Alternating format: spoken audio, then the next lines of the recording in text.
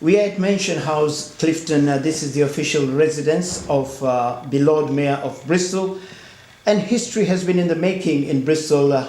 It's been a while now. People have been waiting for the day, and it took place yesterday at Council Chambers, Council House, when the very first Asian Lord Mayor, remember, we had a lot of firsts yesterday. We had the first Asian Lord Mayor, we had the first Muslim Lord Mayor, and we had the first youngest Lord Mayor in modern times to be elected as Lord Mayor of Bristol.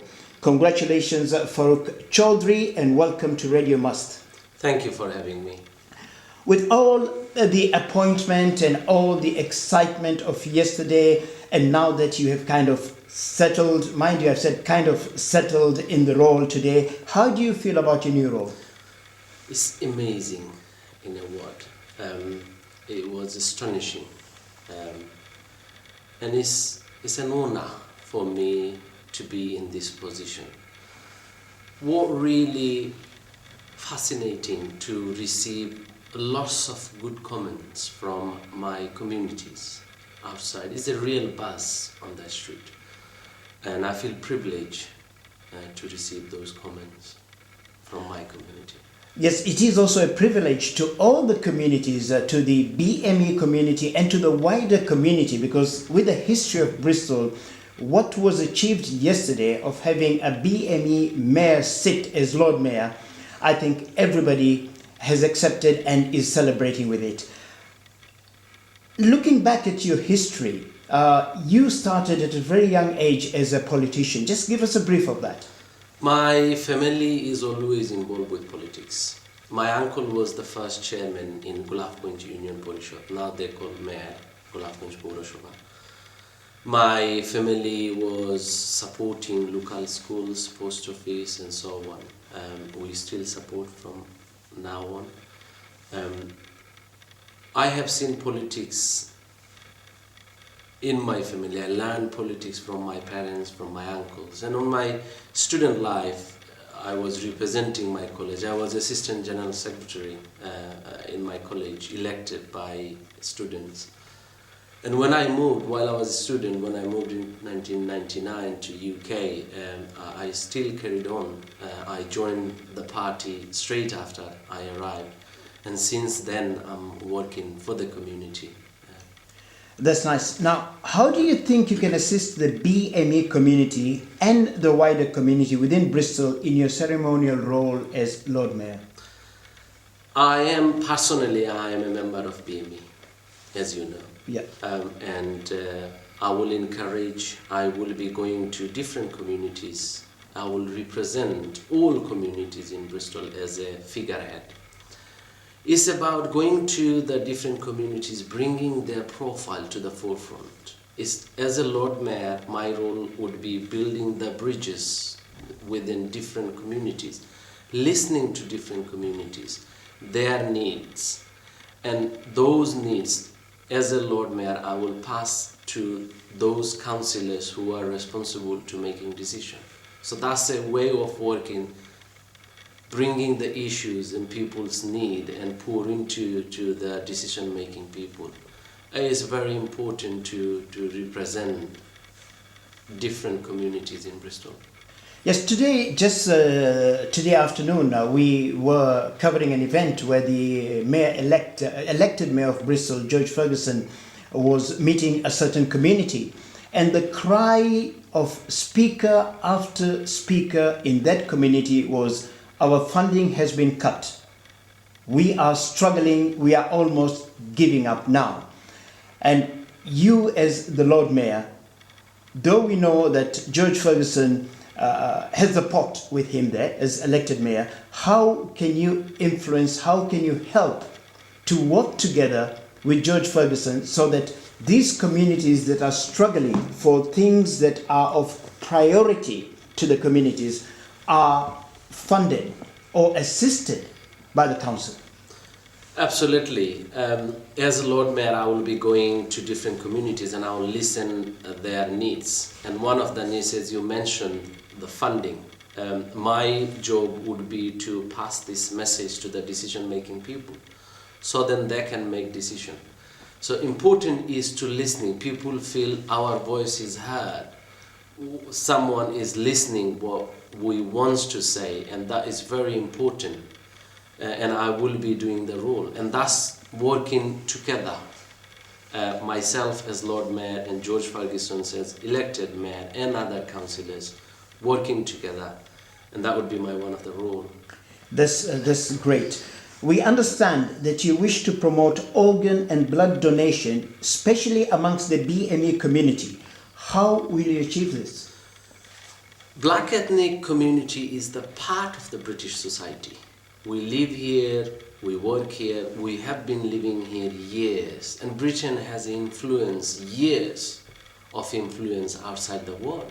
So it's not something new that migrant people are coming today. We have been around, and lots of other community or other nation fought for the Britain during First and Second World War. So we are part of the British society.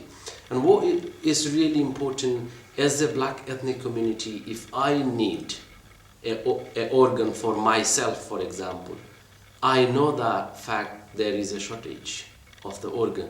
So we need to increase awareness. We need to have more organ donor. And as a BME person myself, I think it would be very useful if we reach out to different individuals and different communities and spread the word, and show them how important to be an organ donor as well as blood donor.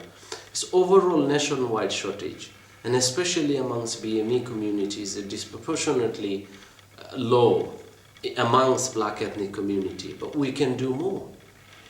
As you're aware, the Asian community in Bristol, and in fact everywhere, the Asian community is very diverse, and bringing all these different groups together is not an easy task.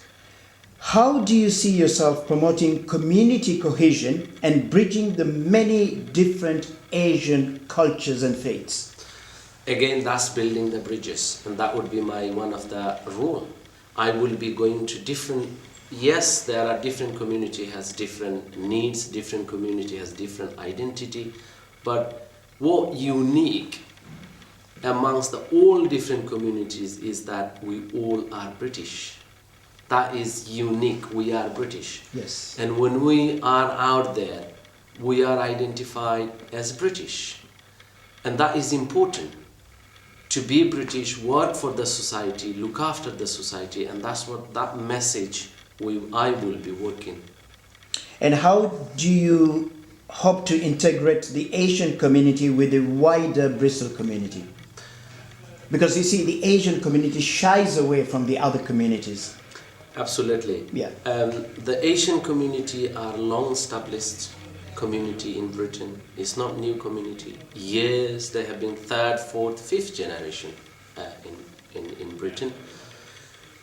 I understand there is a different, but then again a relation to when it comes to the working for the community and when it comes to the working for each other, for example, working each other, living side by side.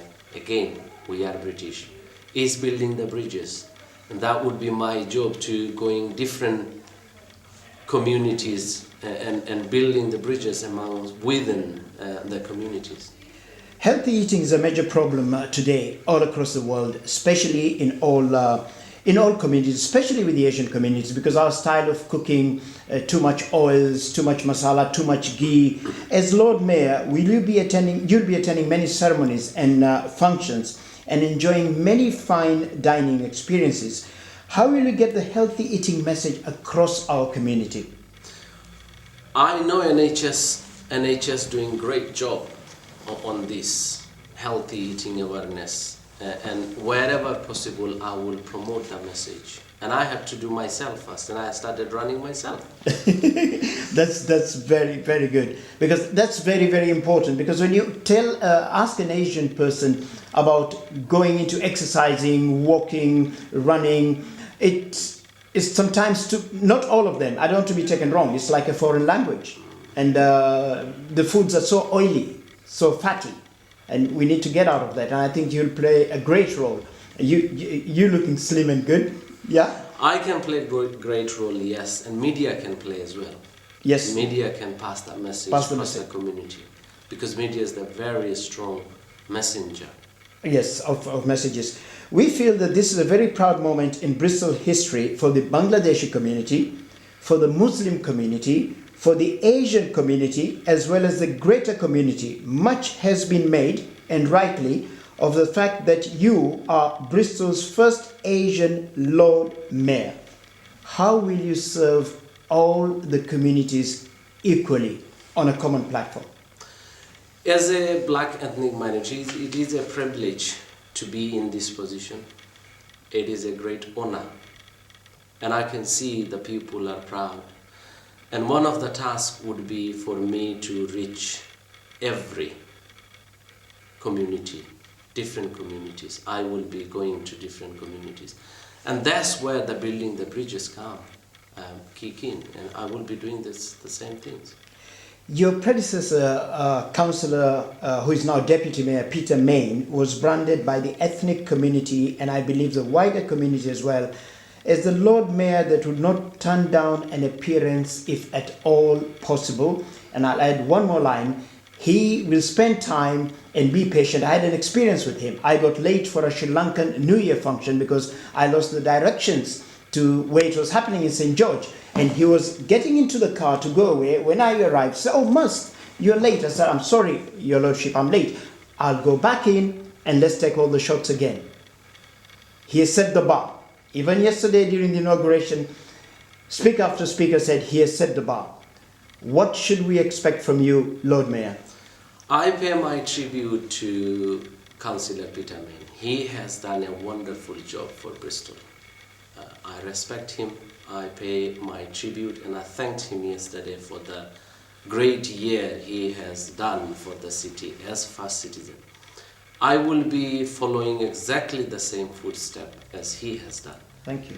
Even sometime I'll try to do more wherever possible. Great. The Mansion House has enough staff. Mansion House look after the Lord Mayor's diary, and I will be following the diary very closely. That's very, very, very exciting to hear that.